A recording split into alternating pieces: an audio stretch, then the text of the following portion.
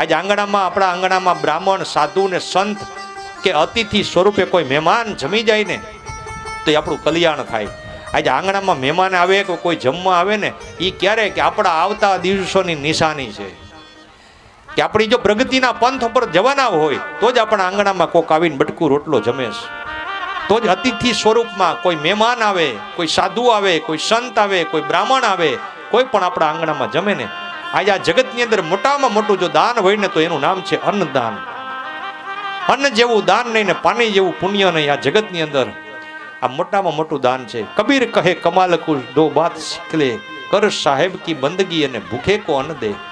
કોઈને પણ જમાડો ને. જેને જેને જમાડ્યા ને એના ઘરમાં જ ભગવાન આવ્યા છે.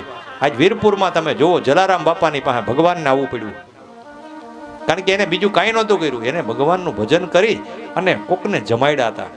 એટલે જેનો ઘરની અંદર ટુકડો હોય ને એના ઘરની અંદર જ હરી ટુકડો હોય. એક જ વાર એક દિયો અને અનેક આપી દે. પણ ઘણાને તો ભગવાનને દીધું હોય ને તો એનો હાથ આમ નો હાલે. એક ભિક્ષાવૃત્તિ કરનારો ભિખારી માણસ બાયણે નીકળો ને કરોડપતિનો બંગલો, એ શેઠ ઉપર ઉભા હતા. એટલે શેઠને એમ કીધું કે શેઠ 2 રૂપિયા દ્યો ને. કે શેઠ કે આગળ વયો જા, આગળ. કે તો કે શેઠ આવડો મોટો કરોડોનો બંગલો કાઢ્યો છે ને 2 રૂપિયા તો આપો. તો કે નહીં, કે તને કીધું ને તોય ઓલા ડેલાની જારી ન મૂકી, ન્યાન્યા ઉભો કે શેઠ મને કાંઈક દ્યો ને, દ્યો ને દ્યો. શેઠ નીચે આવ્યા. શેઠ નીચે આવ્યા ને એટલે દરવાજા પાસેથી કે તને કીધું ને એકવાર તું ભયો જા. તો કે શેઠ કાંઈ ન દ્યો ને. તો કાંઈ નહીં, તમારા દરવાજાના ડેલાની અંદરની ધૂળ દ્યો ને, મને થોડીક ધન ન આપો તો કાંઈ નહીં, ધૂળ તો આપો. શેઠે એમ વિચાર કર્યો કે ધૂળ દેવામાં શું વાંધો હોય. કે ચપટી ભરીને પોતાના દરવાજાની અંદર ડેલાની અંદર જે ધૂળ હતી ને આપી ચપટી. અને ભિક્ષા માંગનારો, ભિક્ષાવૃત્તિ કરનારો માણસ એ ધૂળ લઈને હાલતો થયો, દાંત કાઢતો કાઢતો.